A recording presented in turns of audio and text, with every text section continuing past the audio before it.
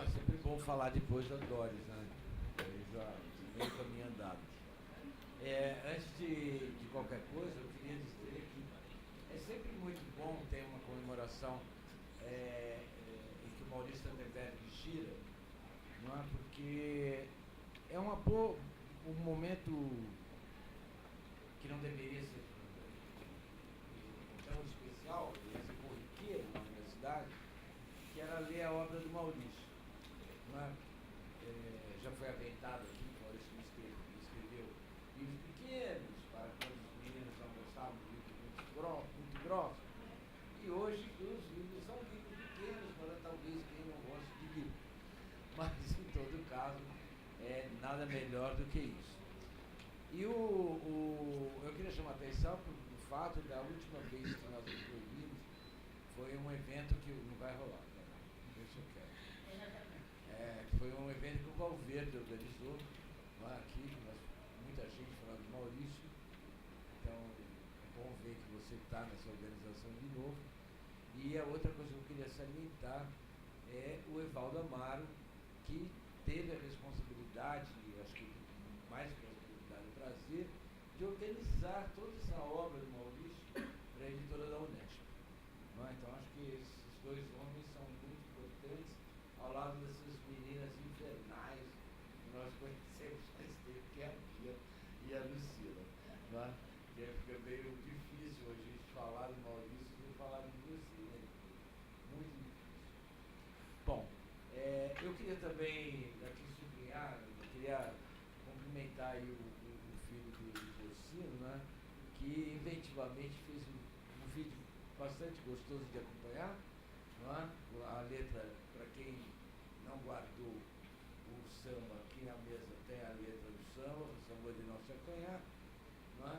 E queria também destacar o A na bola que tem na camiseta aí do Maurício, porque o Maurício também era A na bola. Não é? Quem não sabe o que é A na bola vai procurar saber, porque está completamente por fora. Tá certo? Quem sabe tem que ficar contente, porque é assim que o mundo cresce com gente completamente arejada, como era o Maurício. Oh, agora voltou bem, cara. Foi só falar na bola, subiu tudo, tá viu? Legal. Olha, eu vou comentar aqui algumas coisas a respeito desse livro, não é? Que é um livro que foi publicado originalmente em 1988 e depois reaparece nessa coleção que o Evaldo Amaro chamou para si a capacidade de organização em 2007. Ele tem são três textos, né? Um que o que Bia chamou muitíssima atenção para, principalmente a moçada, ler sobre a história da Rússia, não é? Que não é um texto que o brasileiro, ou o jovem brasileiro, ou o jovem da América do Sul está muito acostumado a lidar. Não é? Acho que da América do Norte eu não sei, não moro lá. E a outra coisa é que os dois textos subsequentes, né, o que prepara a Revolução e o que comenta a Revolução, eles são praticamente um duplo indissociável. Não adianta ler um porque não vai rolar.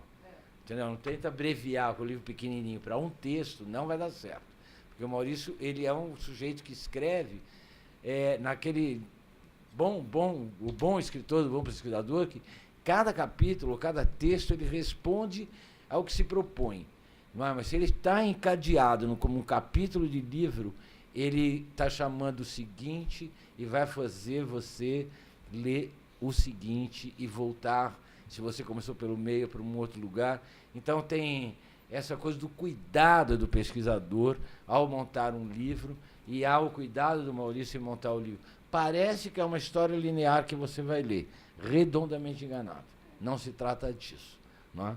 Se trata de uma leitura da história muito empolgante. Porque, antes de qualquer coisa, o Maurício era um historiador. Não é? Então vai falar, Maurício é sociólogo, é politólogo, é filósofo, não sei o que, barará, mas o Maurício era historiador. Então era um homem assim, com uma atenção monumental para os acontecimentos, para escrever alguma coisa. Não tinha, quando você lê o Maurício, não tem uma coisa apressada. Não tem a arrogância das sucessões de notas de rodapé, de citação de autores, etc., de falsa erudição. Não é? Ele te leva bem, ele te traz bem, ele te dá a bibliografia fundamental para você consultar. Não é? Ele não te engana, não é? Mas ele quer que você venha junto para a luta. Não é? É um historiador, e é um historiador comprometido. Não um historiador desses bonitinhos, certificados, etc. É um historiador, como ele gostava de falar, crítico. Não é? E um historiador crítico que está sempre falando do presente, mas é bom compreender o presente, porque o Marx está muito presente no Maurício e nesse livro em especial. Não só metodologicamente, mas também na orientação teórica. Não é? O Maurício está sempre falando do presente, dentro dessa afinidade metodológica com Marx, e, ao mesmo tempo, ele está falando no presente que ele está escrevendo. Então, o Maurício é uma coisa complicada também. Né? Você estava levantando isso na sua leitura. Né? O Maurício não está falando de história ali para o que vai acontecer no futuro, presente. Ele está falando da história que nós vivemos, não é? E na história que ele está vivendo é que ele lê essa história. Então, há uma empolgação aqui, porque ela nos remete a pensar junto com ele o que é que está acontecendo em 1986, 87, 88, quando ele está escrevendo esses textos.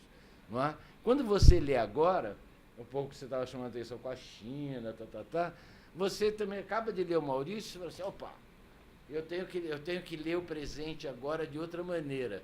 O Maurício não se presta a ser citado para salvar a sua tese, o seu artiguinho de apressado, para essas coisas. O Maurício não se presta para isso. Não é? Ele não é CL, não é currículo lápis. Não é? Ele não faz pontuação. Ele está lidando com história. Não é? Então, ele não está querendo ser citado, ele está querendo que você pense, que você se jogue na luta, que você saia dessa condição do Simão, que é o que ele fala aqui no final do vídeo que o seu menino editou, muito gostoso, do samba. Não é?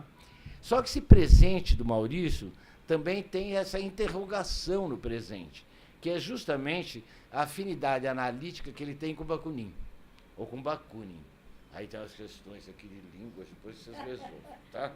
Eu sou mais... Eu também gosto de Bakunin, então vamos continuar no Bakunin, tá bom? Mas tem esse lado do Bakunin. Por que é interessante você pensar isso, não é? Porque o estudo do Maurício Stuttenberg não passa batido, não é?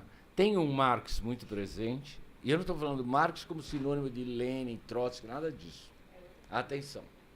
Tem Marx, que é uma referência muito forte, inclusive de toda a análise econômica, que nisso também é muito parecido com o Bakunin, porque o Bakunin também tem uma influência muito grande do Marx na análise econômica, mas do ponto de vista político é totalmente apartado. Não é? Toda a influência anarquista mesmo, das contribuições de Proudhon, etc., e que você vê no Maurício isso repercutindo com muita pertinência. Só que o texto do Maurício, que é aquele texto presente que nós estávamos vivendo em 80 e poucos, não é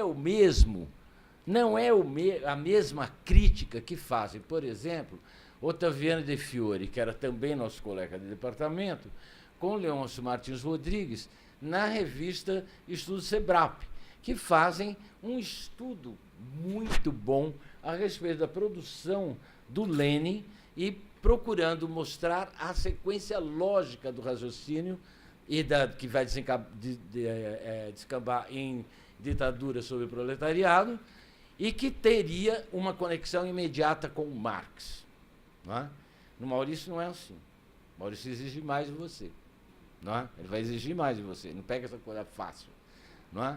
Porque ele vai procurar te chamar para ler o que há de distinto entre os populistas russos e os marxistas, e ao mostrar isso, ele vai procurar mostrar como que a tradução do Capital foi feita pelos populistas russos, Danielson, tal, que mantinha uma relação de muito próxima com Marx e que não tinha nenhuma conexão com os marxistas e que também não tinha nenhuma conexão com Lenin e muito menos o que Lenin irá aprontar depois com o desenvolvimento do capitalismo na Rússia, que é, para o Maurício, me parece que é o momento da gente, tipo assim, aqui não há mais. Não dá para conversar, porque daqui para frente é o Lenin interpretando o Marx da necessidade, e o que eu estou interessado é no Marx, nesse volume 1 do Capital, que é o que está circulando mais, não é? E o que se produz dentro dessa história da Rússia, que envolve populistas, não é? Envolve gente pobre, gente rica, camponês, envolve um monte de coisa. Então, as tais comunas e tal. E no mesmo estudo SEBRAP, que ele está separando do Leôncio Martins Rodrigues e do Ottaviano De Fiori, o próprio Maurício publicou lá um texto que foi um escândalo na época, que era Max Weber e a Revolução Russa. Essa é uma conversa à parte. Não é? Às vezes, para os meninos estudantes aí de Relações Internacionais que fazem curso comigo, né, de provocação, eu passo para eles vou fazer uma reflexão individual no meio do curso. Não, está por aí, eu lembrei de você.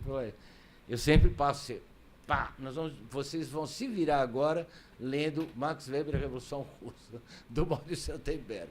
É aqui que eu quero ver se você domina mesmo a matéria que nós discutimos até agora. Os resultados são muito bacanas, porque, claro, o texto do Maurício é empolgante. Não é? Mexe com qualquer um. Ainda tem. O que eu queria também chamar a atenção nessa conversa com vocês, não é que o Maurício também dá passagem, não, o Maurício Seltenberg dá passagem para nós e para os jovens, de modo geral, serem um pouco menos blindados. Entendeu? Já chegam muito blindados na universidade. E hoje em dia, então, você fala assim, nossa, o cara nem quer saber do que vai acontecer, porque ele já sabe tudo. Então, vai naquela faculdadezinha Zé Mané, ali na esquina, tem certificado por R$ 99 por mês. Aliás, hoje eu vi a propaganda de pós-graduação por R$ 99 por mês. Então, você vai lá, pega o seu certificado e continua pensando o que você pensa. Você não precisa de discutir. Não é? A universidade, pensando no Maurício, a universidade é um lugar para você fazer o que você imaginava não acontecer mais, não é? E inventar uma coisa para você e, sem sombra de dúvida, botar um pouco de fogo, não é? Porque botar fogo é muito bom. Jogar coquetel molotov é bom, faz saudável, inclusive. É saudável, né? Tem umas meninas aqui que eu acho que gostam também de fazer isso, né? Eu já tenho um pouco de dificuldade, mas mesmo com uma balaclavazinha dá para encarar, ainda que eu não tenha que correr muito, né? Mas eu acho que é muito importante, essa é uma experiência que se você não tem quando você é novinha, jovem, depois, meu bem, não vai rolar. Não é? Como dizem os outros por aí, não é? Os incendiários, os jovens incendiários são os melhores bombeiros da vida adulta. Não é? Puta que pariu, desculpem. Não é? Se um tanto bombeiro hoje em dia... Não, só tem bombeiro hoje em dia. Todo mundo está blindado. Quem está blindado não está afim de se machucar, de entrar no fogo, de correr o risco de ser mandado embora. Não é? Hoje todo mundo quer ficar bem, na fita. Não é? Está todo mundo tranquilão, etc. Imponente com o seu discurso. Não é? Não dá. Não é? Por isso que é bom, de vez em quando, ter umas sessões de Maurício Seltenberg, viu, Valverde? Para lembrar todo mundo que isso aqui não é para assistir assim, sessãozinha acadêmica, vai dar certificado. Não. Vai botar fogo no certificado e vai chamar atenção para você, para pulsar a sua vida, fazer acontecer, deixar escorrer, vazar. Não é? Tem muitos de nós que vazam com sexa, não é? O que é bom também essa fase, não é? Para as empoderadas que me desculpem, mas sexo é bem interessante. Não é? Sexagenário. Eu só fiz uma edição, um clipe. Sexa, é muito bom. Não é? Todo mundo assim, não pode falar ou outro e outra. Eu já estou meio perdido. Eu queria só lembrá-los ainda do seguinte, não é? Que o Maurício tinha tinha umas coisas muito boas, o Maurício. Mas o que eu queria chamar é que, atenção, é que o Maurício era um cara, assim, como professor, além de ser generoso, que todo mundo sabe disso, ele era muito atento, né? Ele era capaz de, na aula, assim, ver lá seu livro, lá conversando, olhar para ver o que é que você tinha marcado, e aí ele ficava lá, por que você marcou isso? Por que você riscou isso? Canhoto, né? Por que você sublinhou isso? Por quê? Porque ele está interessado em conversar. Está interessado. Eu não sublinhei isso. Não é? Hoje professor nenhum fala isso para você. O professor sabe tudo. Não é? Ele não vai falar vai ficar curioso de saber por que é que você sublinhou o trecho que ele deixou passar batido. Não é? O Maurício tinha esse cuidado. Aí foi muito bom ser aluno do Maurício para prestar atenção tanto nessa atitude, né, que você deve ter com você, com a vida, ou quando você é professor, não é? Como também um modo de você se afastar desse exercício arrogante, né, dos que sabem demais, que são soberanos demais. O Maurício não disputa para ter uma voz soberana. Não é? O Maurício não está nessa disputa por ser a voz soberana. Mas ele é um sujeito também que não está nem um pouco disposto à polêmica. Não é? O Maurício é um sujeito... polêmica não era muito com ele mesmo. Sei lá. É um sujeito que mais estava envolvido com a análise, com o acontecimento, com a luta e com as pessoas que estavam envolvidas. Se eu não estiver errado, eu devo ter ainda uns 15 minutos, é isso? Ou não? Já estourei? Porra, Araque. 17:02 para 17:19 são 17 minutos. Não são? Ainda na conta aritmética. Mas pode estourar. Eu não vou ocupar vocês. O que eu queria dizer é o seguinte. Desencana. O que eu queria dizer é o seguinte. Eu separei aqui, eu tinha feito um exercício, não é? Que era assim, como eu li o livro A Revolução Russa do Maurício há 2 dias atrás. Não é? Que já não é mais como eu li em 88, como eu li em 2007, mas como eu li agora. Não é? É muito, muito legal. É isso que eu estou querendo chamar a atenção.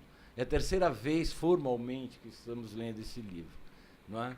E por isso que eu estou chamando a atenção para o fato de que, quando você lê o Maurício, você está, como historiador, ele está te chamando para você pensar na sua história de hoje, na história do presente, de hoje.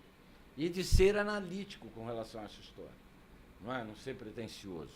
Então, isso eu acho que é um jeito incrível que raros pensadores foram capazes de trazer isso, não é? E o Maurício, aqui no Brasil, é um sujeito que faz muitíssimo bem com os seus textos, chamando a gente para ler a realidade que a gente está vivendo agora. Então, o que eu queria chamar a atenção é que eu li algumas... Eu ia falar assim, agora quem fala é Maurício Stuttenberg, porque eu selecionei algumas passagens que eu achei que são fortes. Algumas até coincidem com o que eu já tinha sublinhado uma vez na minha vida, não é? Outras já não.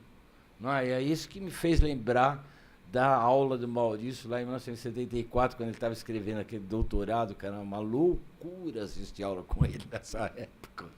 Não é? Que dele fala assim, por que você riscou aqui, ó? Né, Felipe? Por que você riscou aqui? Eu não risquei isso aí. E isso rola uma conversa interessantíssima, né? Porque, claro, tem o seu interesse, tem o meu, mas nós dois temos um interesse de pesquisador, de investigar, de entrar por dentro disso. Então, outro dia, noutra hora, noutra ocasião, eu pego e faço isso, eu transformo isso aqui num artigo só para fazer bagunça, e junto tudo isso para mostrar um pouquinho para vocês assim, a intensidade do Maurício. Não é? O Maurício era intenso. A palavra hoje meio desgastada, não é? Mas Maurício era um homem intenso, não é? Assim, com toda aquele jeito manso de andar, não é? Hoje em dia a gente poderia chamá-lo de pré-Google, não é? Pré-Google, porque todo mundo tinha dificuldade de querer saber alguma coisa, que ela foi procurar tudo isso para escrever esse artigo. Não é? O Maurício saía da aula, tinha sempre aquele monte de ninguém. Maurício, estou querendo fazer não sei o quê, estou querendo pesquisar, o que, que eu faço, o que, que eu leio? Ah, nota aí. Pá, sobre isso você lê aí, sobre isso você lê aqui.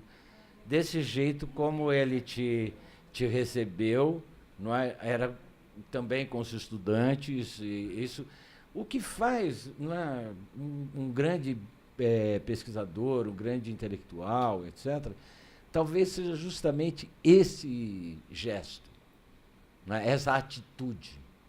Não é? Uma vez eu fui na casa do Maurício, a gente chegava lá, na biblioteca dele, e tinha aquele monte de livro assim separado, que era até difícil dentro daquele negócio, aquele monte de livro assim, ele fazia um montinho e ia colocando.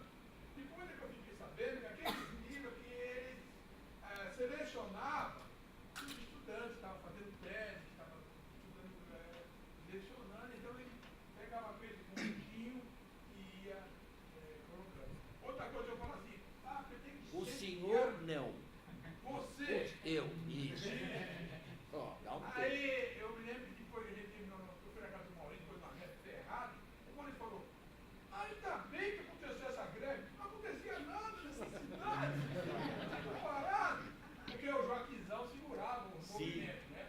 E uma outra frase bacana do Maurício, que eu nunca esqueço, o Arão falava para mim, e o Maurício falava também, o Maurício dizia assim, no movimento sindical, Porcino, para você participar, você tem que ter o couro duro. E na política, a ignorância é uma conselheira. Nunca esqueça disso. Tem que ter o couro duro, a gente apanha demais. E o dedo? Hã? No baile de cobra. É outro que ele falava. Em baile de cobra, não ande com sandália de dedo. Guardo isso até hoje.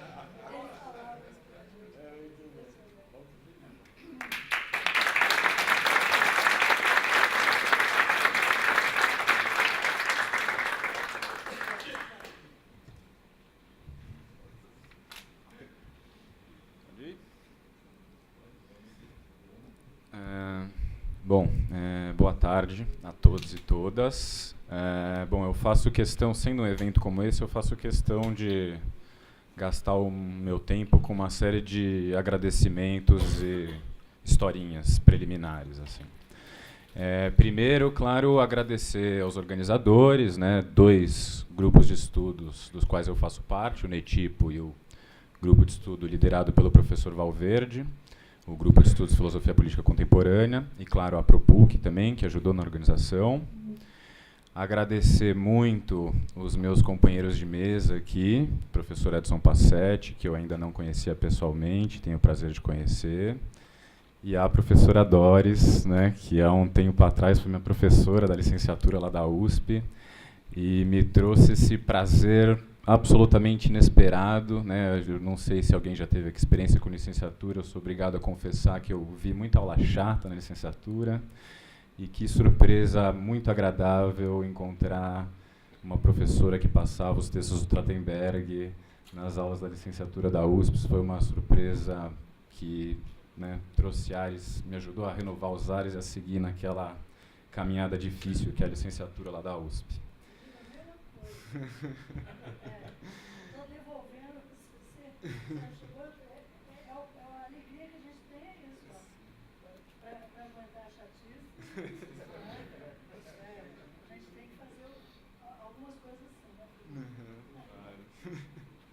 Bom, me colocar aqui também, quer dizer, eu estou do lado de 2 pessoas que conheceram pessoalmente o Maurício. Eu, claro, que não tive a oportunidade de conhecê-lo, então também, de repente, representar este lado de uma outra geração que vem aí, que se não foi tocada pela pessoa dele, foi tocada pelos textos dele.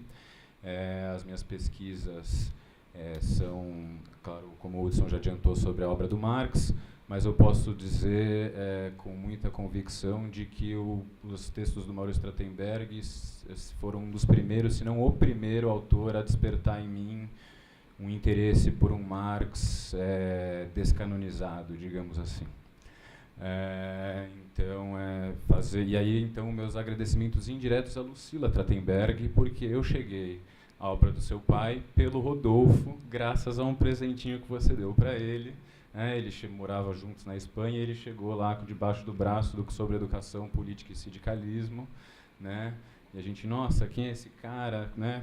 Quanta coisa legal ele está dizendo, né? Delinquência acadêmica, aquilo nos tocou muito fortemente. A gente era aluno do direito aqui da PUC, né? Eu cometi esse erro antes de me encaminhar para a filosofia, mas nunca é tarde, né, para mudar. E por fim, também colocar, já que eu comentei sobre política, educação e sindicalismo, eu tenho uma militância em Itaquera, periferia de Itaquera, né, hoje a gente já fala centro de Itaquera, periferia de Itaquera, com um cursinho popular. E eu não sei se alguém aqui tem alguma experiência com cursinho popular, mas o desafio é sempre você articular uma demanda imediata, que leva muitos alunos a buscar um cursinho popular, que é a demanda por entrar numa universidade, ter uma chance de cursar uma universidade, etc.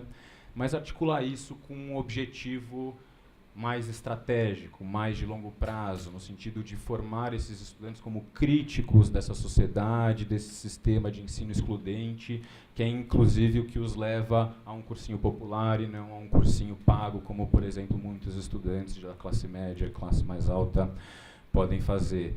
E os textos do Trachtenberg sobre educação assim, caem como uma luva para essas formações que a gente passa no cursinho popular.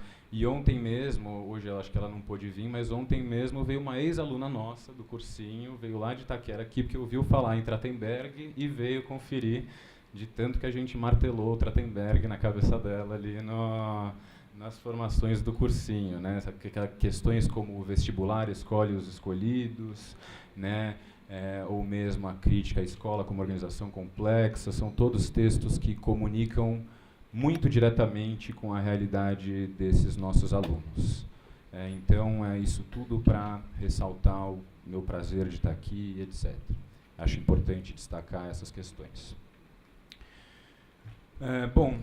Indo agora mais diretamente para o tema que me coube, que é um tema que está condensado num artiguinho, mas que, claro, que reaparece em vários outros, e é um artiguinho, eu confesso que eu estava com medo de entrar numa seara aqui, né, para falar desse artigo, que é o artigo Marx-Bakunin. Se o texto é polêmico, vou considerar meu objetivo cumprido se eu trazer para a parte boa da polêmica, que não é tanto se Trachtenberg era marxista, anarquista ou qualquer coisa, mas, e aí eu agradeço muito ao Passetti, porque ele já adiantou esse tema, e o que eu quero destacar é a altura intelectual do Trachtenberg no sentido de saber ler o Marx desvinculado de certos dogmas e preconceitos que foram imputados a ele por uma série de linhas e tendências que dominaram o século XX. Né? Então, a minha intenção é mais ou menos essa, destacar a riqueza, então, da leitura que Trachtenberg faz do Marx, né? E aqui para situar as pessoas não situadas. Eu trouxe para mostrar, só para mostrar a título de curiosidade, a primeira versão do artiguinho do Trachtenberg foi publicado em 83 na revista Ensaio, né? O nome do meu queridíssimo Valverde aparece aqui no conselho, junto com o Trachtenberg, junto com só fera, né? Florestan Fernandes, José Chazin, Maurício Trachtenberg, José Paulo Neto, Ricardo Antunes, Chico de Oliveira, né? Enfim. Mas, enfim, a versão do artiguinho original, e claro que foi republicado, tem que fazer também a média com o Evaldo, né? Foi publicado num catatauzinho, né? Tá certo que é uma reunião de uma série de textinhos pequenos, mas temos aqui um livro mais volumoso aqui do Maurício Trachtenberg, onde está publicado também esse artiguinho, e, digamos assim, sobretudo 2 outros que me parecem que não dá para evitar. E o Evaldo publicou esses textos, não por acaso, sempre juntos aqui nessa coletânea. Um deles é a introdução que o Trachtenberg faz ao marxismo heterodoxo, que eu também trouxe para mostrar para vocês, já que não saiu ainda publicado pela Unesp, né? E um texto também intitulado sim, mas não saiu, que a Unesp, nessas republicações da Unesp, não foi republicado ainda, então eu trouxe para mostrar. E, claro, um texto também intitulado Uma Leitura Libertária de Marx, que aí sim é um texto também diretamente vinculado ao Marx Bakunin, onde Marx vai também trabalhar essa relação tanto conflituosa entre Marx e Bakunin, né? Dito isso, então, né, eu já adiantei algumas coisas, né, sobretudo essa ideia de que uma das preocupações do Trachtenberg é livrar o Marx de uma série de preconceitos, mas também o que é muito interessante é que ele usa esses textos essa relação conflituosa entre Marx e Bakunin para discutir uma questão que era central para o movimento operário na época, que era a questão do Estado. E, mais especificamente, um conceito bastante polêmico do Marx, que é o conceito de ditadura do proletariado, né? Tem um professor amigo meu que fala uma coisa que eu achei bem interessante, que ele fala assim, tem certas passagens do Capital que as pessoas transformam em uma espécie de abstração e aí todo mundo concorda, né? E aí ele citou o caso do Delfim Neto, né, que já publicou uma série de artigos na Folha falando, olha, veja como Marx acertou aqui no Capital, etc. Mas quando se fala em ditadura do proletariado, aí você não vai encontrar um Delfim Neto que concorde, né? Que é um termo já desrespeito a uma militância mais direta, enfim, aparece nos textos do Marx de análise de conjuntura. Então, eu acho bem interessante esse caráter cirúrgico dos textos do Maurício de ir direto para o conceito onde saem todas as discussões, as questões controversas, né? Então, destacado esses 2 objetivos, ou seja, o primeiro, desmontar um certo estereótipo muito difundido, a ideia de que o Marx seria autoritário, o Bakunin libertário. Um é igualitário, horizontal, democrático, o outro propaga uma organização hierárquica, centralizada, com base no conceito de vanguarda, disciplina estruturada, etc. Ele fala que isso não vai levar a gente a lugar nenhum, né? Nenhum tipo de preconceito nesse sentido, tanto com Marx quanto com Bakunin, né? Então, destacar esses 2 objetivos, um de desmistificar o Marx e o outro de discutir essas questões, né? E eu trouxe aqui também a passagenzinha de como ele define marxismo heterodoxo para justamente reforçar essa ideia, né? E o que ele vai dizer lá na introdução desse livrinho aqui que ele organizou? Definimos marxismo heterodoxo, uma leitura de Marx não regida pelos moldes ortodoxos definidos pelo chamado marxismo-leninismo-stalinismo ou marxismo-leninismo-trotskismo, que fundamentam as análises dos partidos comunistas vinculados ao modelo da União Soviética e fundamentavam até pouco, o texto foi escrito em 81, as análises dos integrantes da Quarta Internacional antes de sua divisão em 3 correntes e posterior subdivisão em 2 tendências. E ele um pouco mais adiante, ele fala do objetivo do marxismo heterodoxo, que é colocar em discussão alguns dogmas aceitos acriticamente pelos militantes e teóricos dialéticos, especialmente com relação à noção de ditadura do proletariado. Então, citar essa passagem bem clara do Trachtenberg para tentar, então, ilustrar esses 2 objetivos dele, né? E eu adiantei que o texto é polêmico porque quem lê o texto vai perceber que tem um que sai ganhando nessa debate de Marx e Bakunin. E esse cara é o Marx, né? E aí, assim, claro, gente, sai ganhando entre aspas. É importante destacar o respeito que o Trachtenberg tinha com a obra de Bakunin, mais do que isso, como o Trachtenberg tinha consciência da importância da obra do Bakunin. Quem for ler os prefácios que ele fez às obras do Bakunin, publicados aqui no Brasil, vai ver que o comportamento dele com o Bakunin é outro, né? Mas, nesse caso, né, o Bakunin é quase que usado para desfazer certos preconceitos do Marx. Então, no artigo, o Trachtenberg opera quase que com uma argumentação meio que sempre invertendo. Fala assim, Marx é acusado o Bakunin acusa Marx de ser autoritário. Na verdade, Bakunin é que é autoritário.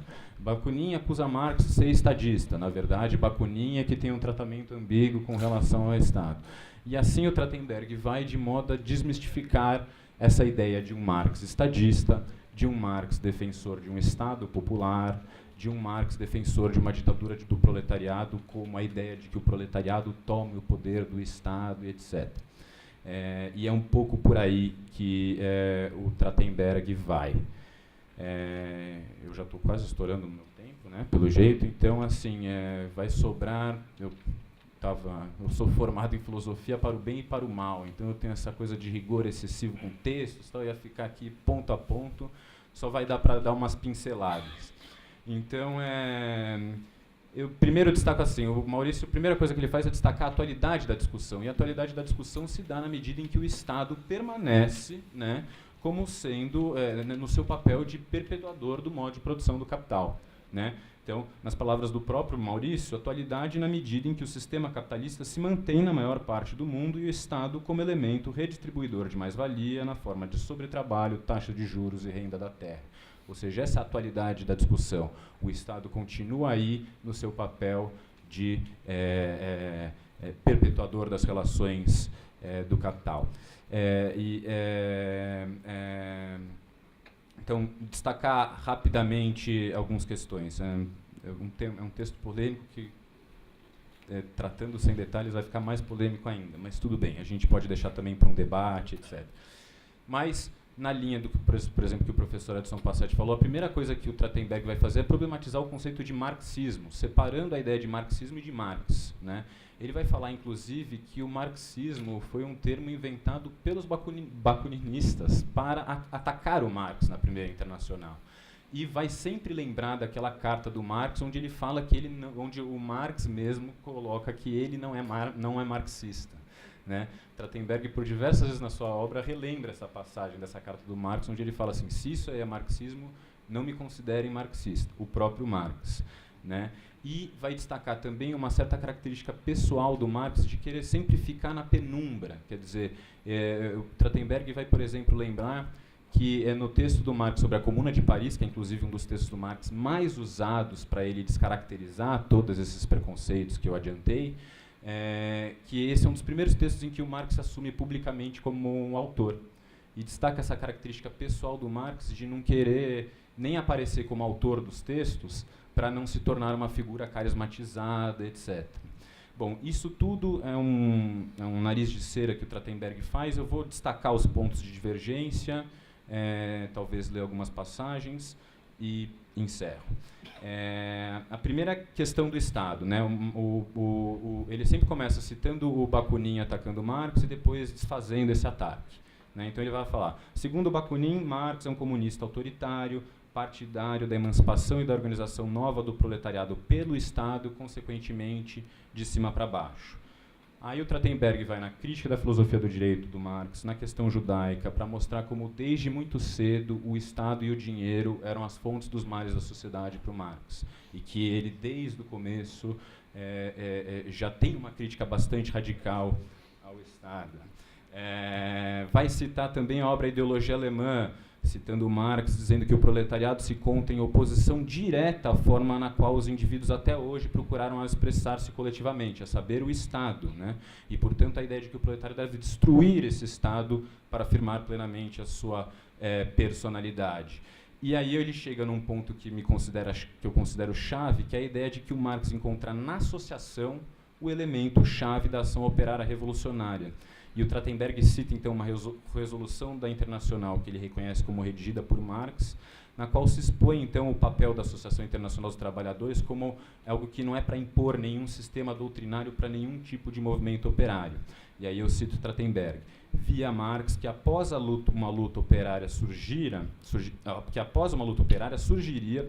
uma associação que tivesse continuidade após a luta. Depois, as associações reunidas, na forma de um movimento social, dar-se-ia um processo revolucionário que desenvolveria uma socialização proletária do poder, da existência e do trabalho, oposta à socialização capitalista, que é feita de cima para baixo, centralizadora e alienante. Para Marx, e aqui o ponto que eu queria destacar, a associação designa um processo e um projeto revolucionários. É o elemento fundante da ação operária.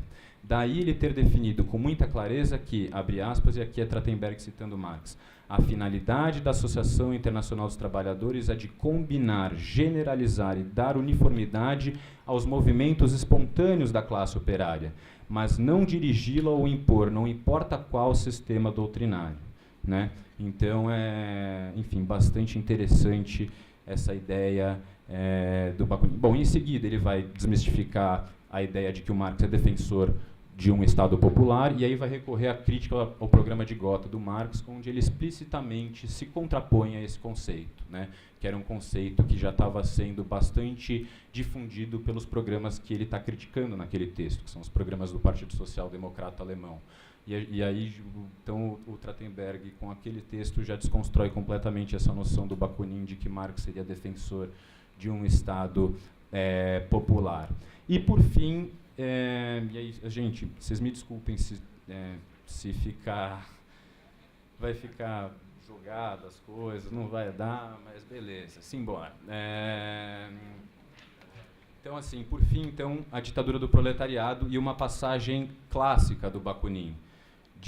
Os marxistas dizem que essa ditadura, julgo estadista, é um meio transitório inevitável para chegar à emancipação integral do povo. Anarquia ou liberdade, eis o objetivo. Estado ou ditadura, eis o meio. Portanto, para emancipar as massas trabalhadoras, é necessário, em primeiro lugar, acorrentá-las. Isso Bakunin criticando o conceito de ditadura do proletariado do Marx.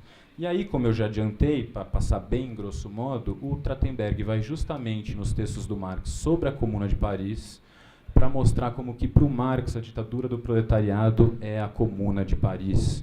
E vai mostrar como que o Marx, uma das coisas das atitudes que ele mais louva dos comunards, é justamente a iniciativa deles de desmontar o Estado no instante em que eles tomam o poder. Desmontam o exército permanente e povo em armas. Enfim, vão desmontando uma série de instituições estatais, digamos, não como algo a ser adiado, né, nunca a ideia de tomar o Estado e manter um Estado transitório para no futuro desmontá-lo, mas não, a ideia de que a ditadura do proletário já é este ato de desmontar as instituições estatais de modo a, digamos, fazer emergir a auto-organização dos trabalhadores que tomam, portanto, o controle do seu processo produtivo, né? Tinha um monte de coisa que eu queria destacar.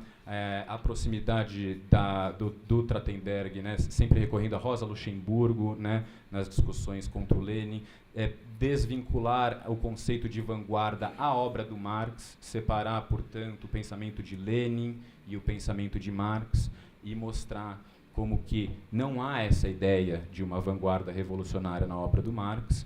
E aí, se vocês me permitem, mais uma cutucada no Bakunin, com Trachtenberg, não sou eu que estou falando, é o texto do Trachtenberg, mas é claro que ele vai problematizar essa ideia de um discurso autogestionário do Bakunin e a sua paixão por seitas e sociedades secretas. E aí, no texto, eu convido vocês a lerem, ele cita o Catecismo Revolucionário, passagens do Catecismo Revolucionário, e passagens de um juramento que as pessoas tinham que cumprir para entrar nas seitas do Bakunin, né, fundado em Florença ali, e problematizar então essa ideia de que o Marx é acusado de vanguardista, mas na verdade o Bakunin traz essa ideia de uma seita, uma sociedade secreta, uma vanguarda revolucionária, enquanto que para o Marx, aí Trachtenberg sempre ancorado nas análises do Marx da Comuna de Paris, né, como que para o Marx a ditadura do proletariado está muito mais vinculada à autogestão dos trabalhadores e o controle do processo produtivo pelos próprios trabalhadores, né?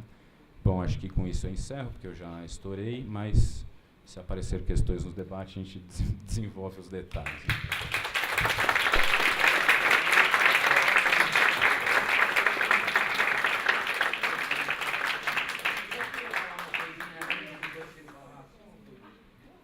Eu também queria convidar, você convidou todos para a apresentação de teatro que inaugura dia 4 de outubro, não é isso?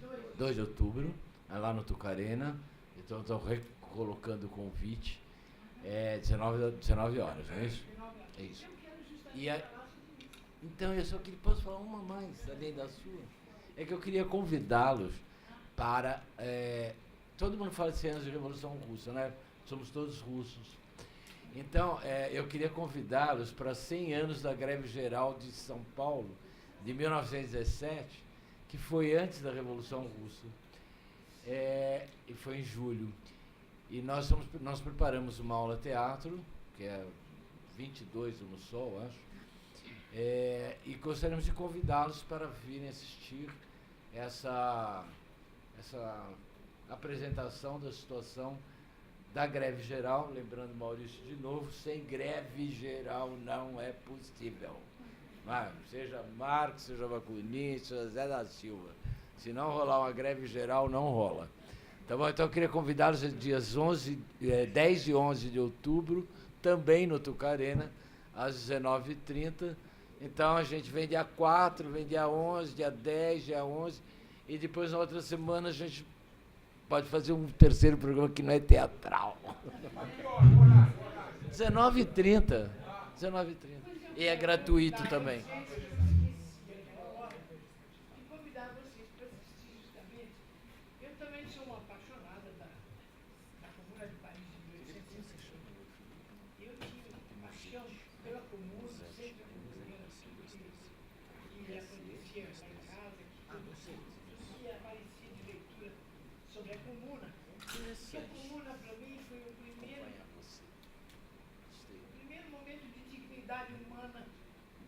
De algum governo, se é que se pode dizer isso.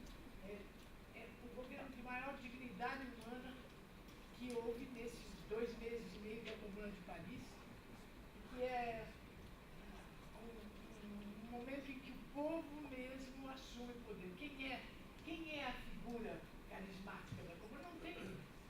Porque era realmente um grupo, era um coletivo realmente. E a Comuna também não tinha essa história de mandar o representante para o centro, né? A Comuna é bairro, distrito. Diferentes distritos de Paris, todos organizados há um século, porque de 1789, na Revolução Francesa, a 1871 se passou praticamente um século. O povão e a burguesia fizeram a Revolução Francesa para destituir os reis, etc, etc. Né? Acabou o rei, depois voltou, e foi uma confusão danada durante esse século. Mas quem que ganhou na Revolução Francesa? Claro, foi a burguesia e os ricos. O que sobrou para o povão? Gato, rato e cachorro para comer. Idade, miséria e maus tratos e industrialização e guerra de conquista. Lá vai o povo junto com Napoleão para levar liberdade, igualdade, fraternidade. Isso da boca para fora, porque para eles não tinha nada, nem liberdade, nem igualdade, nem fraternidade. Tinha que morrer nas guerras de expansão. Então, durante esse século, esse povo da França se preparou e esse grupo assumiu o poder. E a burguesia, quando percebeu que eles queriam manter o poder do povo, se refugiou em Versailles, que era perto de Paris, e formou um governo paralelo. Bem, isso é a história da Comuna, né? Eu, como sempre, gostei muito e tinha uma figura que eu queria muito fazer no teatro. Desde moça que eu queria fazer essa coisa da Louise Michel. As mulheres tiveram uma importância extraordinária, tanto na Revolução Russa, como na Revolução lá na Comuna de Paris. E a Louise Michel era professora, poetisa, uma mulher extremamente inteligente. E eu fiz, a partir de 2011, uma pesquisa vivendo nas memórias dela e na própria história da Comuna de Paris que ela escreveu. Ela era uma pessoa, era uma intelectual mesmo, professora primária e intelectual, mas ela pegou em canhão mesmo. Ela fazia parte de um pelotão, ela usou farda e enfrentou, foi presídio já. Mas era uma coisa maravilhosa, escreve, que é uma beleza. Então eu fiquei desde 2011 fazendo esse texto e ele vai entrar pela primeira vez como teatro, porque até agora eu vinha lendo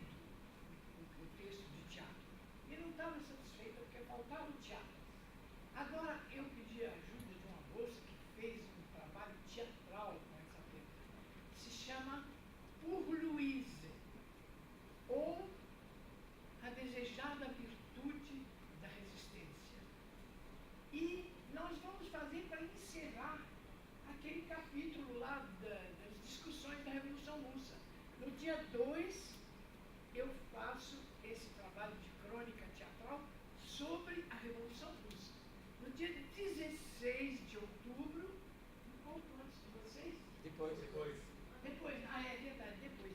16 de outubro, às 19 horas, eu vou fazer a Por Luísa, mas aí é uma peça mesmo, já toda montada, com músicas, com cenário, com luz, com tudo.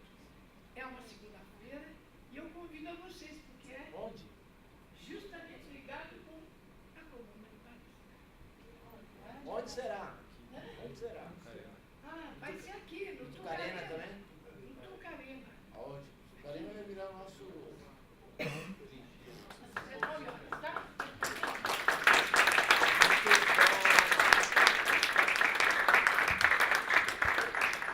Bem, tendo feito todas as explanações, eu abro para as perguntas. Você deve apresentar-se e logo em seguida fazer a sua pergunta, até que em um momento se esgote, teremos as réplicas.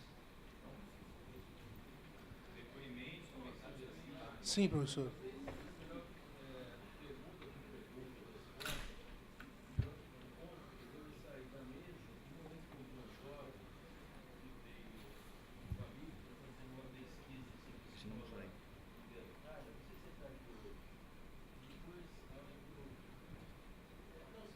Detalhe, talvez responder pergunta por pergunta, deixar embolar, que me escapou, né, fazer um comentário. Então, fiquei devendo aí. Tá bom? Só aí, uma questão de ordem. Com a palavra, as perguntas. Posso fazer a pergunta? Sim, por favor. Posso fazer assim mesmo? Eu falo alto. É por causa da gravação. Eu não estou muito acostumado com esse troço aqui. Eu lembro uma vez, eu mostrei umas coisas que eu estava escrevendo para um professor. Eu sou da Fundação Santo André. Vim a convite do Rago, que ele me mostrou lá, a gente vê. Eu mostrei umas paradas que eu estava escrevendo, assim, mostrei para o professor, ele falou assim, rapaz, você tem que tomar cuidado com esse ecletismo. Você não pode ser muito eclético. E eu guardei, porque doeu, né, meu? Pô, escrevi o negócio, me falou aquilo, doeu. Beleza. E me veio isso agora aqui, assistindo vocês falando sobre o Maurício, né? Porque no artigo que a senhora estava dizendo, eu notei ali alguma coisa do Weber, né? Pode ser que eu esteja viajando e tal. Mas você, olhando com atenção assim, a obra do Maurício, que eu não conheço toda, mas você encontra elementos do Marx, você encontra Bakunin, você encontra Weber. Está tudo ali, né? Está tudo ali. E eu queria perguntar assim, para vocês, até onde esse ecletismo ele era uma forma de erudição dele, né? E, então, até onde é, até onde não é. Queria ter isso claro, né? Obrigado.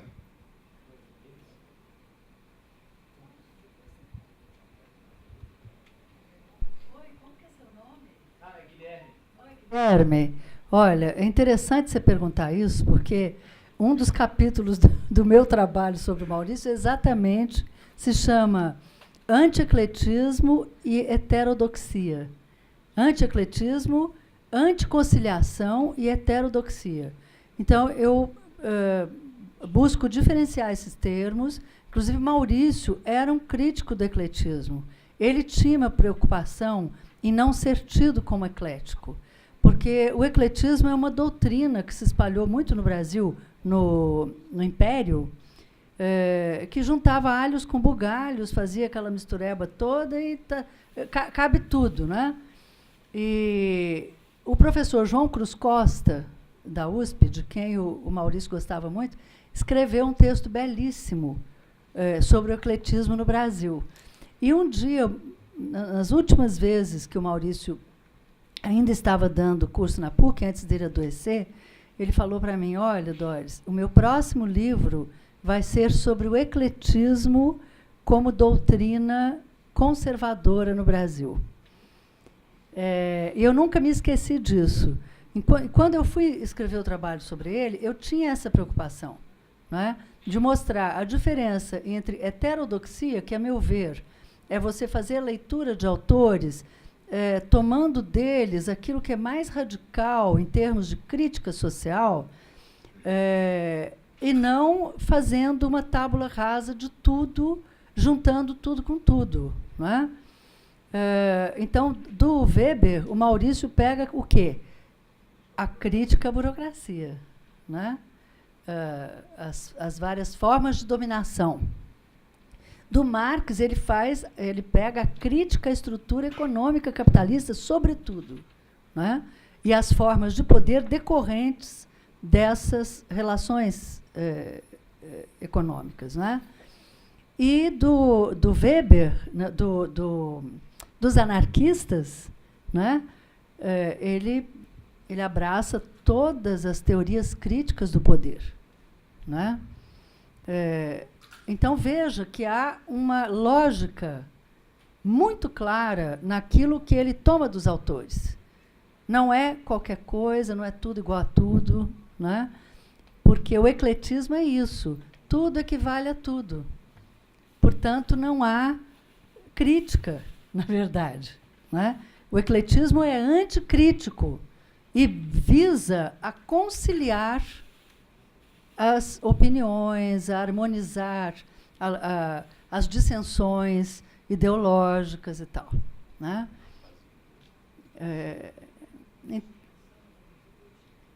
Conservadorismo, conciliação, Brasil. Exatamente, está aí, inclusive, né? A conciliação pelo alto, essa coisa toda.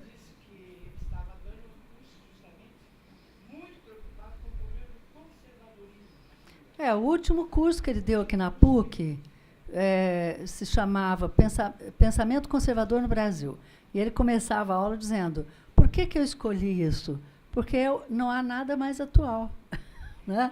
Então, ele ia nos pensadores conservadores, né? E gostava muito de um pensador do Império, né? Que era o Justiniano José da Rocha, né? Que escreveu um livro que se chama Ação, Reação, Transação. Nesse título, ele, quer dizer, o título não é esse, Ação, Reação, Transação.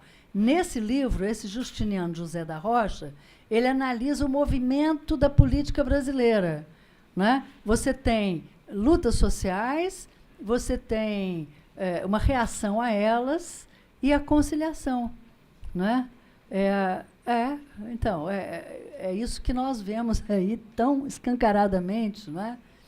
Mas, Guilherme, se você tiver interesse em conversar mais sobre isso, a gente pode sentar e conversar, tá?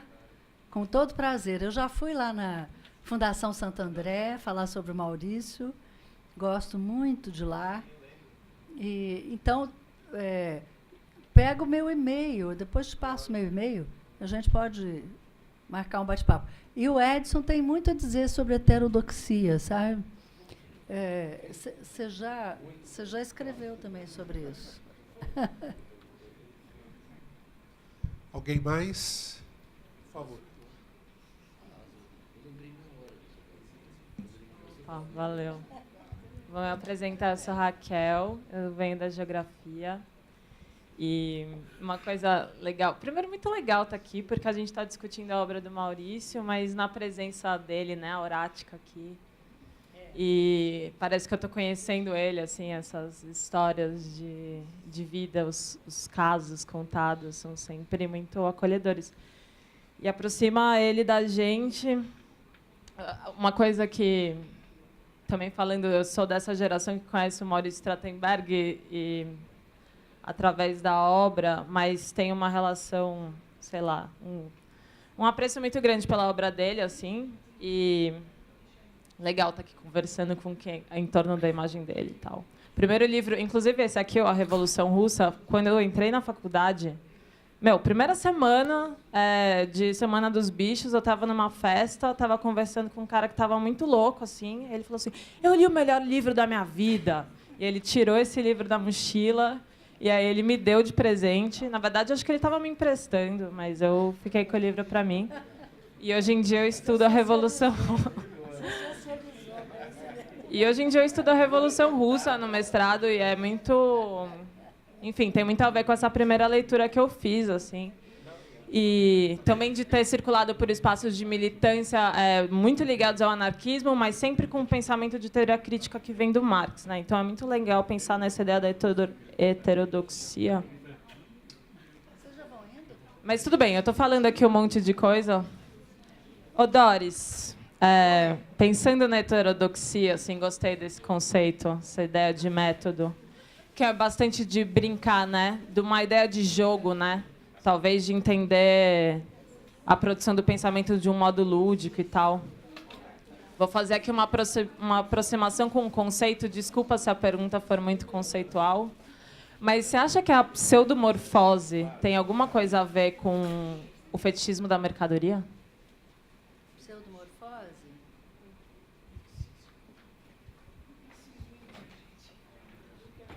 Deixa eu só me despedir. Bia. Lu, obrigada por tudo. Obrigadíssima. Então,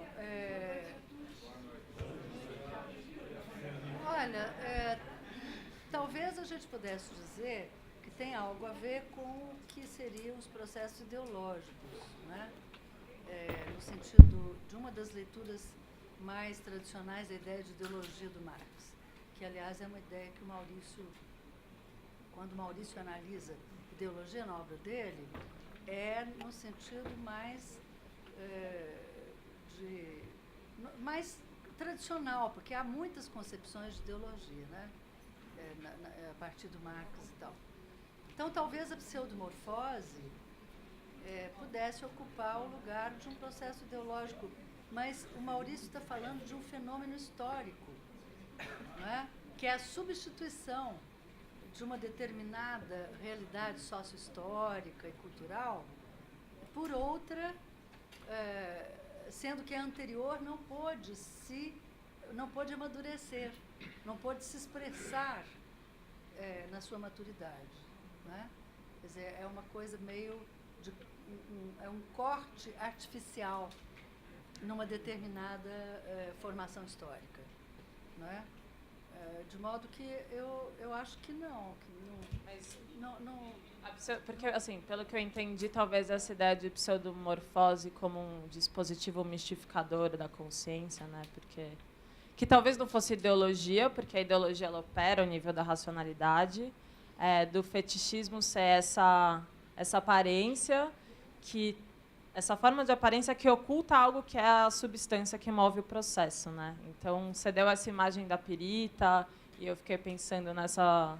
o Maurício, aquilo que se revela como aquilo que não se é, assim. Eu vejo assim, quer dizer, o que eu e a Lúcia tentamos analisar no texto do Maurício é uma visão de um processo histórico, né? No qual as forças simbólicas também têm um papel, né? No caso russo, é o Império Bizantino, que vai operar como uma força que vai possibilitar a pseudomorfose. Porque se você pegar a formação do Estado soviético, do Estado russo, né? A teocracia do Estado russo realmente é um fenômeno muito específico. A Europa Ocidental não acompanhou isso. Tem uma diferença, inclusive, entre o czarismo e os absolutismos europeus. Embora Pedro o Grande tenha querido ser um déspota esclarecido, aquela coisa toda. Mas eu acho que, olha, eu veria a pseudomorfose apenas como o Maurício indica no texto dele, né? É uma substituição, não é? Violenta, não é um processo natural, lento, não. É algo que se impõe no lugar de outra coisa, né? E que vai até ter uma aparência de fenômeno natural, né? Mas quando você vai examinar o cristal de rocha derretido, a lava vulcânica e tal, você vai ver que está no lugar de outra coisa. Entendi. Tem uma ideia de ideologia, meio ideologia alemã, assim. Não sei.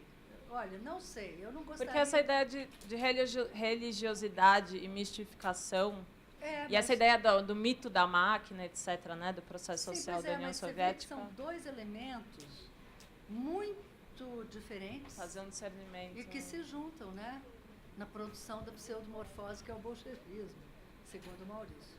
Né? Muito obrigada. Nada.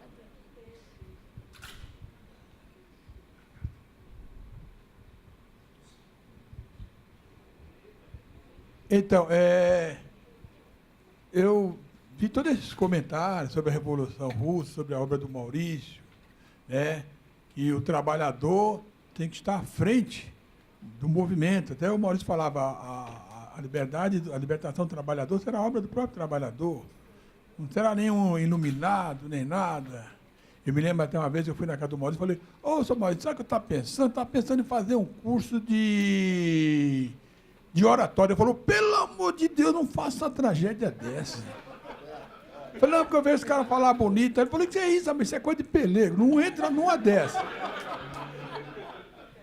Aí ele até, você sabe, contra o peleguismo, o anarcossindicalismo. Aí, eu estou falando isso porque eu vejo toda essa explanação assim, mas me dá uma tristeza, rapaz. Por que me dá essa tristeza? Não foi que nem a Revolução Russa, mas a gente teve assim um esboço, um comecinho do trabalhador decidir o seu destino, de participar das coisas, que foi a fundação do Partido dos Trabalhadores. No começo era assim, a gente é que decidia, a gente não era massa de manobra de ninguém, mas dava um maior prazer ser nas reuniões do PT, mas era uma alegria, porque nós é que decidia se o cara podia ser vereador, podia ser deputado ou não. Então, essa era a alegria. Eu vejo, né, como se deturpou a Revolução Russa e como se deturpou também o Partido dos Trabalhadores. Eu me lembro que antes de acontecer o mensalão, teve uma reunião na OAB aqui na Praça da Sé.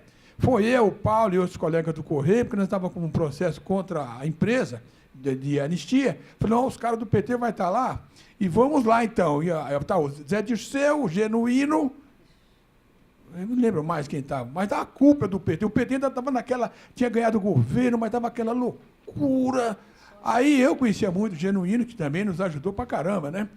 Aí, quando o Genuíno apareceu, eu já fui em cima dele. Ele disse, Pedrão, você está sumido. Ele disse, rapaz, eu estou trabalhando, não tenho mais tempo de participar de reunião, nem nada. Falei, Genuíno, sabe o que eu estou conversando com você aqui, porque a gente está com um processo contra o Correio, agora vocês estão no governo, podia nos ajudar e tal. Aí, Pedrão, isso é muito difícil. Aí chegou um monte de jornalista em cima dele. Ele, Pedrão, faz favor, dá licença, dá licença. E eu fiquei atrás dele, e ele dando entrevista para os jornalistas. Não passou 3 meses, explodiu o negócio do mensalão, fiquei com dó dele. Falei, pô, sabe? Mas aí eu me lembrei do livro do Frei Bé, chamado A Mosca Azul. Esse pessoal foi mordido pela mosca. Entendeu? Então, essa pergunta que eu queria fazer é o seguinte. Eu tive uma experiência dessa, quando eu fiquei desempregado e se formou um sindicato Correio, o pessoal me chamou para trabalhar lá. E a turma diz, agora é o seguinte, agora todo mundo vai ganhar igual. Que não tem negócio de... O dedo, a menina que serve o café, até o faxineiro. Só que quando passou um ano, arrebentou as contas do sindicato. Não tinha mais dinheiro. Então um colega meu, o Soarão, falou assim, Pedrão, você acabar com o capitalismo é fácil. O problema é você acabar com o capital. Então essa é a pergunta que eu gostaria que você me... Como fazer isso?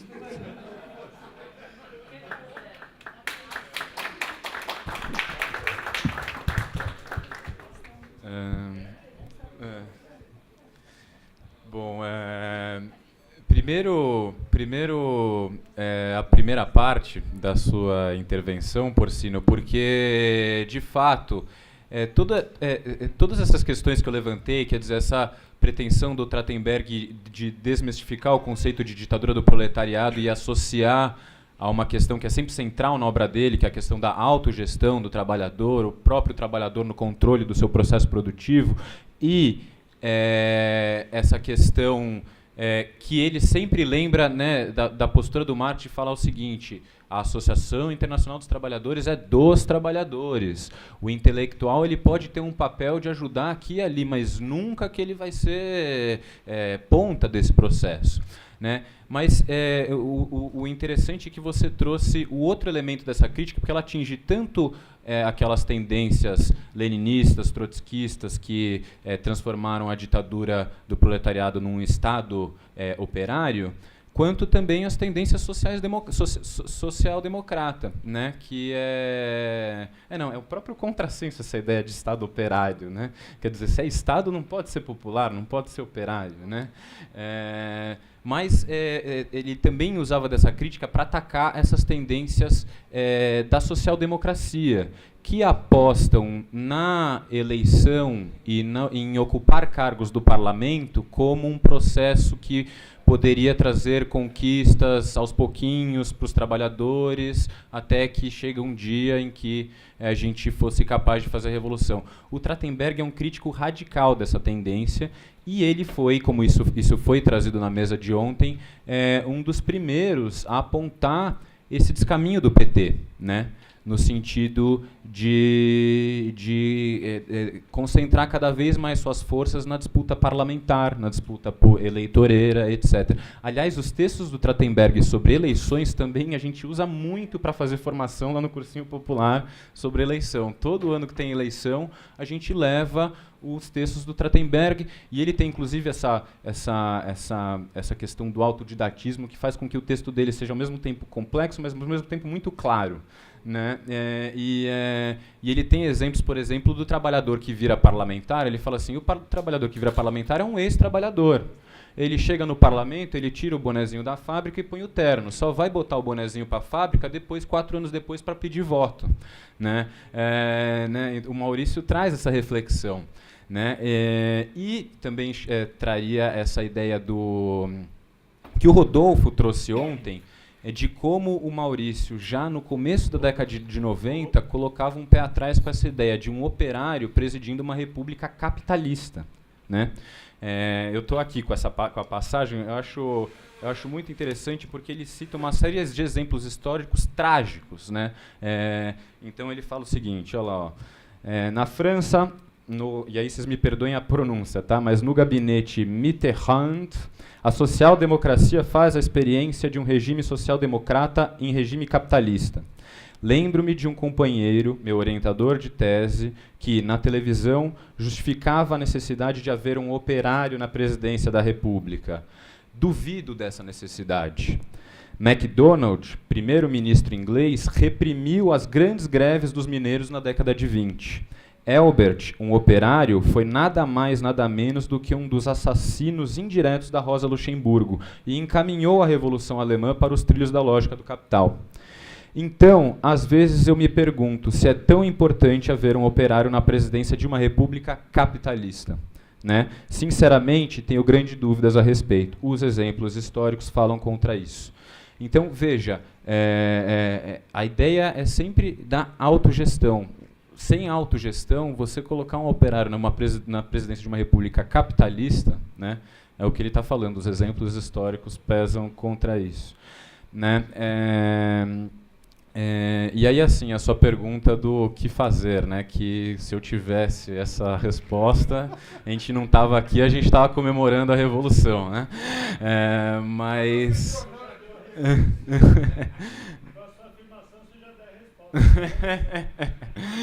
Exato. Mas você trouxe uma questão que é gozado. Aí, de repente, se a Doris e o Edson puderem falar, porque essa distinção entre capital e capitalismo é uma distinção que eu encontro mais na obra do Mesaros. Tenho minhas dúvidas se não é daí que o seu interlocutor não tirou essa ideia. E o Mesaros, ele tem uma ideia que ele faz isso justamente para mostrar, um dos objetivos deles é mostrar como que na União Soviética você continuou tendo capital, você não tem capitalismo lá, mas você continua, sim, mas para o Trachtenberg você tem um capitalismo de Estado, mas para o Mesaros, que faz essa distinção entre capital e capitalismo, Gente, mas eu estava falando aqui. Gente, o Porcino perguntou dessa distinção, eu estou tentando responder para ele.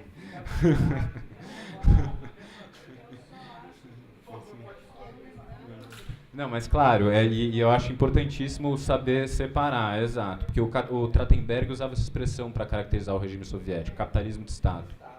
O Mésaros, ele vai tentar mostrar como você não tem capitalismo, mas você tem uma outra forma da relação capital, na qual é o Estado que passa a ser o principal extrator da mais-valia do trabalhador, né? E é curioso, porque eles têm ali uma distinção conceitual para a obra do Maurice Trachtenberg, mas, no fundo, eles caminham mais ou menos na mesma direção, né? Que é, digamos assim, em termos gerais, mostrar que a União Soviética não é o socialismo real, né? Essa expressão é terrível, né? Essa ideia de um socialismo real. A União Soviética está muito mais associada a uma tentativa de transição que fracassou, né? E trouxe muitos prejuízos para a esquerda nesse fracasso. Eu iria por aí, quer dizer, essa distinção capital e capitalismo, eu não sei se a gente encontra na obra do Trachtenberg, mas sem dúvida nenhuma a gente encontra na obra do Mésaros, e esse é um tema bastante central para ele. Ele, inclusive, mostra como que o capital é muito mais antigo que o capitalismo, né? Que o capital já existia em formas pré-capitalistas, né? Enfim, então é um pouco, não sei se eu estou te contemplando, mas é um pouco por aí.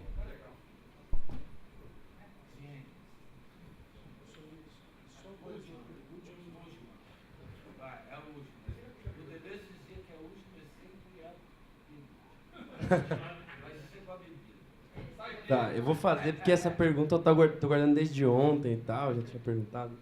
E, enfim, então é uma pergunta meio combo aí. Ela era mais direcionada para o Felipe, mas é à vontade para a mesa poder comentar também, porque acho que vocês têm opinião com relação a isso. Bom, comentaram aqui do Michel Lovy, que é um amigo do Trachtenberg, etc. E o Michel Lovy, ele ainda hoje, ele é militante político, enfim, da Quarta Internacional, exatamente. E aí a minha questão, estou resgatando isso, por quê? Porque a minha pergunta é sobre partido político, basicamente. Ontem o Felipe mesmo falou, não, porque eu não sou militante de partido político, eu sou militante, né? Você fez essa diferenciação. Daí eu queria entender, a minha pergunta é um pouquinho mais longa, assim, mas entender assim, o partido político, enfim, na visão de vocês mesmo, enfim, ou na do Felipe, se o Felipe for responder, não tem nenhuma relevância, não tem papel, partido político entendido como uma organização, organização não necessariamente coletiva, né, que tem como objetivo a revolução e tenta buscar para isso, elaborar uma estratégia e mediações táticas para cumprir essa estratégia. Isso não tem papel, não tem relevância, é algo negativo? Essa é uma primeira pergunta. A segunda, você comentou sobre a distinção Marx-Lenin, né? Aí a teoria leninista da organização ela seria equivocada no momento em que ela analisa o movimento da consciência de classe dentro do capitalismo, da consciência, né, dos trabalhadores, na verdade, mas em termos de reconhecimento enquanto trabalhador e a necessidade histórica da revolução. Então, nesse sentido, se está errado, a gente está implícito nesse erro, que ela é uma pergunta honesta, sincera mesmo, é de dúvida mesmo. Se está aí errado, então, espontaneamente, por si só, automaticamente, né, a consciência dos trabalhadores chegaria sozinha, sem qualquer complemento, ajuda, não substituição, mas ajuda, auxílio de um outro instrumento, organização e etc. Então não seria um certo determinismo nisso, sem deixar, não, espontaneamente vai chegar, então por que a gente está fazendo alguma coisa? Para que se organizar coletivamente? Vamos só esperar.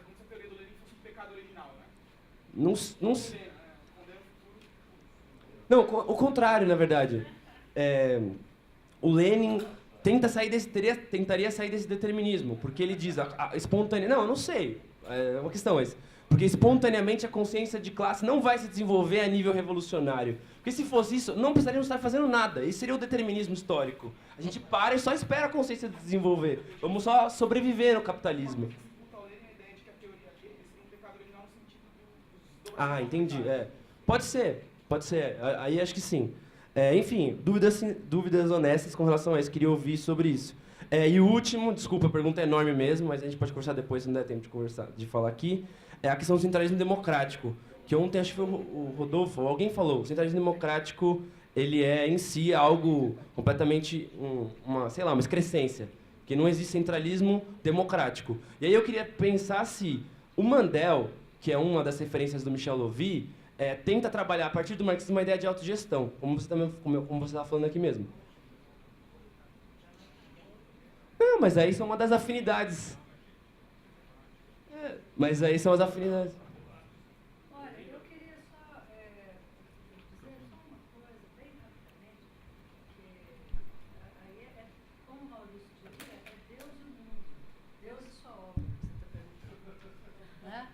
Então, eu diria, na perspectiva do Maurício, que é o que interessa aqui, não é, para o nosso debate, o Maurício era um sujeito que já tinha passado pelo Partido Comunista, teve uma experiência bastante desagradável. Agora, ele convivia com pessoas variadas, de vários matizes de esquerda, mas ele era um homem que não militava em partido político. Absolutamente. Ele achava que o importante era a auto-organização a partir dos locais de trabalho. Né? Que essa era a luta, a forma de luta mais interessante para os trabalhadores. Né? A amizade dele com Michel Levy é uma amizade de juventude e tal. Isso não significa que ele pense como Michel. Né? Ele não pensava como Michel, mas ele era amigo. Né? Aliás, o Maurício tinha essa virtude de conviver com pessoas de variada gama ideológica e tal, e ele não misturava essas coisas, ele não tinha que pensar como... O Chazin, por exemplo, era amicíssimo do Maurício, mas o Maurício não pensava como o Chazin, certo? Então ele pensava com a própria cabeça. Então, Só para esclarecer, eu não quis dizer que ele pensava como Lovy, só fiz uma referência para formular minha pergunta. Não estou achando que você está achando, não. Mas é só para organizar um pouquinho o debate, porque o que eu posso dizer para vocês é o que está no pensamento do Maurício, entendeu? Para o Maurício, a consciência é desenvolvida na prática social. Né? Não é aquela coisa do Kautsky, da consciência que vem de fora, não é o partido que vai dar a consciência, é a luta social. É a prática social. Não é o intelectual, né? Não é a consciência. Não é. É isso, queridos.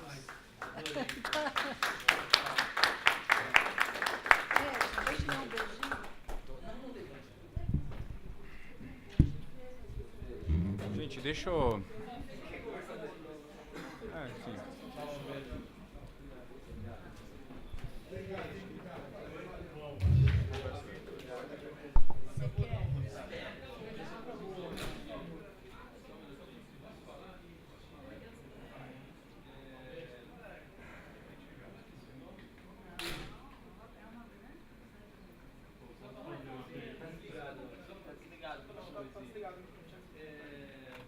Tá desligado.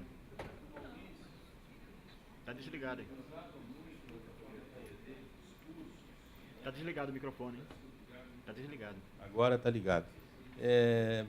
O Maurício usava muito nos cursos dele o Mandel, o Ernesto Mandel. Então, a pergunta que ele está fazendo, de certa forma, está dentro desse universo. Eu me lembro de um livro, eu lembro a capa, é uma capa meio tijolo, assim, não é? Enfim. Mas o que eu queria dizer é que eu gostei muito das respostas, porque ontem eu mesmo falei várias vezes em autogestão e não conceituei. A solução era autogestão, Maurício, autogestão. E hoje houve já um foco, assim, um zoom em cima da autogestão, que certamente seria uma coisa ótima para se explorar mais e melhor. Hudson, você que comanda o espetáculo. Olha, eu quero agradecer a vocês. Eu não sei se o Felipe vai ter ainda a réplica para respondê-lo. Agora, sim, eu acho que deve responder, até porque foi a última pergunta a ser feita. E eu só peço a vocês um pouco de paciência, porque o nosso horário já extrapolou, então a espontaneidade se estendeu E eu acredito que... Agora, professora, a senhora tem total liberdade de falar, olha, eu estou cansado, eu preciso ir. Enfim, mas é isto. A composição da mesa fica à vontade para isso. Tá bom? Só para também não deixar passar batido. E porque a pergunta também traz temas que estão bastante ligados ao texto que eu expus, né? Veja, o Trachtenberg está o tempo todo destacando, e na minha opinião acertadamente, essa ideia de que para o Marx não há a ideia de um partido revolucionário, e sim a ideia de uma autogestão dos trabalhadores, tendo a Comuna de Paris como principal referência, né? E ainda destaca as críticas que o Marx fazia a uma série de tendências espontaneístas do movimento operário. Então tem que tomar muito cuidado para não identificar a crítica ao Partido Revolucionário com tendência espontaneísta. Não é a mesma coisa. Né? Então não é porque a pessoa é crítica ao Partido Revolucionário, a uma ideia de Partido Revolucionário, de vanguarda, etc., que essa pessoa cai automaticamente para a vala do espontaneísmo. Né? Muito pelo contrário, basta a gente olhar a Comuna de Paris. Aí eu recomendo sempre, né, o que o Trachtenberg está reiteradamente nesse texto do Marx Bakunin. Olhem para a Comuna de Paris. A Comuna de Paris era super organizada e não tinha um partido central dirigindo o movimento revolucionário. Muito pelo contrário, era uma miscelânea de, aliás, na maioria anarquistas, né, na Comuna de Paris. Né? Mesmo a própria posição do Marx na Associação Internacional dos Trabalhadores, que nunca foi impor a sua doutrina na Associação Internacional dos Trabalhadores, muito pelo contrário, né, os marxistas eram, inclusive, nem eram maioria na Associação Internacional dos Trabalhadores, os seguidores do Marx. Né? Então, assim, e aí reiterar a distinção que o Trachtenberg faz entre Marx e Lenin, que eu acho que é super importante de ser feita. Né? Vejam, aí se o Lenin acertou ou não na sua época, etc., aí já é uma outra conversa e aí já sai um pouco do meu tema.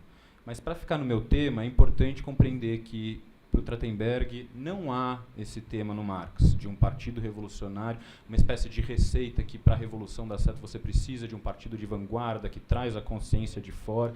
Ao contrário, né? O que ele tenta mostrar no Marx e Bakunin é que essa tendência está muito mais para essa questão das sociedades secretas, etc., e como que isso acaba tendo um viés autoritário. E lembrar que o Trachtenberg, assim... e só para esclarecer, para quem não estava ontem, né? Na verdade, a questão era que o professor Valverde tinha colocado que o Bresser Pereira colocou que o Maurício faltava militância para o Maurício Trachtenberg. Né? E isso me parece um erro grave, né, de criticar, para mim, o que é a maior riqueza do Maurício Trachtenberg, que é não se enquadrar numa determinada linha de partida e nem por isso deixar de ser militante. Sim, é isso, pessoal. A gente conversa depois, estou super disponível para conversar. Não, é uma pergunta assim, meio breve, assim, porque quando o Maurício Trachtenberg escreveu sobre a Revolução Russa, a primeira edição foi, se não me engano, 1988, se não me engano. E nesse período, no período anterior, dois países se destacaram como grandes movimentos grevistas.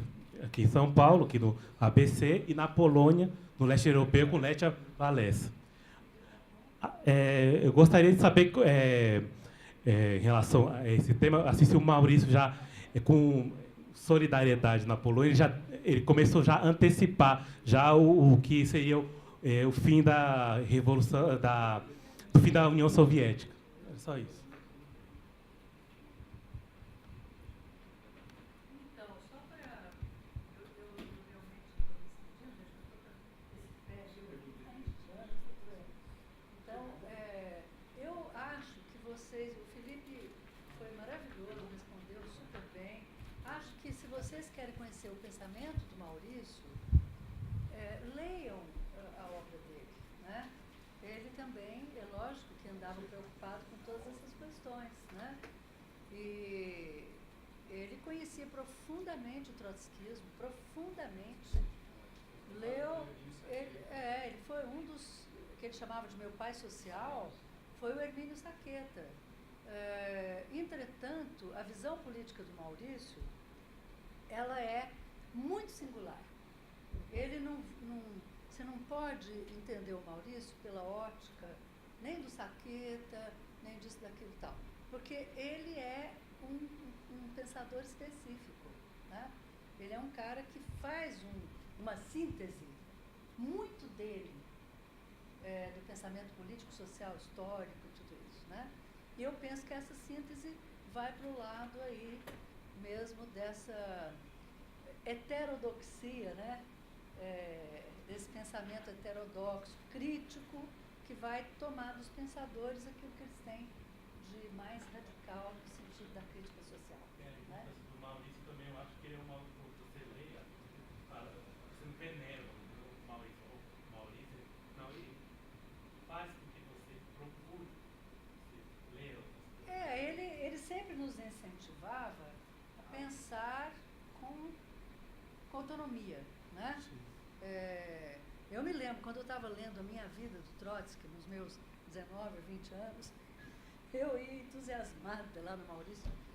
Ai, Maurício, estou lendo a minha vida do Trotsky. Ele falou, é importante e tal. Mas aí ele ia lá na biblioteca e trazia meia dúzia de livros que eram crítica às ações do Trotsky na Revolução Russa e tal. Então, ele sempre tentava, ele não ficava falando, não, porque o Trotsky, não sei o quê. Não. Ele mandava e falava, mandava. Ele não mandava nada. Ele fazia ler, estudar, né? E conhecer história. Então, o que ele faz nesse texto, sobre o qual eu e a Lúcia escrevemos, é uma reflexão muito rica sobre a história, sobre o processo histórico e a importância dos processos simbólicos nesses processos históricos, o que mostra que ele era um marxista realmente heterodoxo, né? E ele tem uma forte influência weberiana naquilo que diz respeito à questão da cultura, né? A questão dos valores, nisso ele tem uma influência weberiana. Mas também marxista, porque quem disse que o Marx era determinista, né? Eu acho que essa visão também de que o Marx era um determinista é uma visão que a gente tem que questionar, né? Sim. Olha, gente, eu adorei estar com vocês. Foi um grande prazer, uma grande alegria. Eu agradeço muito. Agradeço ao meu querido amigo Valverde, ao Felipe. Foi bom demais fazer essa mesa, viu? Antes de encerrar, que vai encerrar vai ser o Hudson, agradecer à TV PUC, que está aqui ontem, hoje e amanhã, não é? E muito obrigado a todos. Continuaremos amanhã com a mesa em que terá a professora Lúcia Bruno, professor Antônio Rago, professor Claudinei Rezende e Valderson de Mello. Tá bom? Então o Hudson vai encerrar. Olha, eu quero pedir para que vocês, olha, aqui tem os DVDs, aqui tem os bottoms, tá? Agradecer pela paciência que vocês tiveram, pela maneira como comporam as perguntas e principalmente pelas explanações. E eu não sei, eu fiquei muitíssimo intrigado ontem com a fala do Porcino, passei a madrugada pensando exatamente num trecho que eu acho que terminaria esse momento nosso, que diz o seguinte: no fundo, toda revolução é uma grande desconhecida. Quando entendemos por revolução, não há simples substituição de homens no poder, mas sim a criação de novas relações de produção, novas relações sociais. Maurício, A Falência da Política.